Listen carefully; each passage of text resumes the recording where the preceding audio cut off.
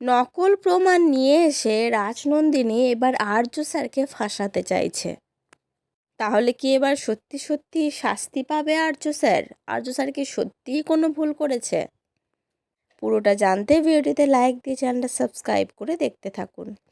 চিরদিনই তুমি যে আমার সিরিয়ালের আগামী পর্বে আমরা দেখতে পাবো রাজনন্দিনী একটা লোককে নিয়ে আর্য সিংহর বাড়িতে হাজির হয় আর তাকে দেখিয়ে বলে, এই যে প্রমাণ নিয়ে আসবে বলেছিলাম না আপনাদের সবার সামনে, সেই প্রমাণ নিয়ে এসেছি, দেখুন।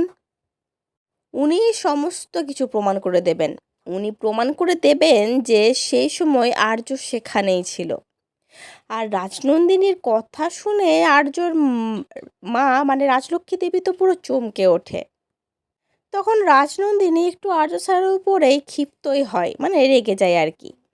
তিনি আর্য স্যারের অপর্ণার কাছাকাছি গিয়ে বলতে থাকে, তাহলে তার জন্য তো তোমাকে শাস্তি পেতেই হবে আর্য।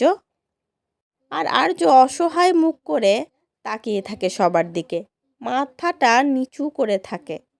তাকে দেখে মনে হচ্ছিল সে হয়তো সত্যি কোনো বড় অন্যায় করে ফেলেছে। আসলে আর্য স্যার এই নকল মানুষদের সাথে লড়াই করতে করতে বড্ড ক্লান্ত হয়ে গেছে। তো বন্ধুরা, কি মনে হচ্ছে অপর্ণা কি তার আর্য স্যারকে নির্দোষ প্রমাণ করতে পারবে? রাজনন্দিনী যে লোকটা নিয়ে এসেছে সেটা তো ভুয়ো লোক, মানে একটা নকল লোক, সাজিয়ে গুছিয়ে টাকা দিয়ে নিয়ে এসছে। অপর্ণা কি সেটা প্রমাণ করতে পারবে যে সে একটা নকল লোক? আর্য স্যারকে ফাঁসানোর জন্য রাজনন্দিনী তাকে টাকা খাইয়ে নিয়ে এসছে। আর যদি অপর্ণা সেটা না পারে তাহলে তো আর্য স্যার দোষী হয়েই থাকবে সবার কাছে, সেরকম শাস্তিও পাবে আর সবাই আর্য স্যারকে ভুল বুঝবে।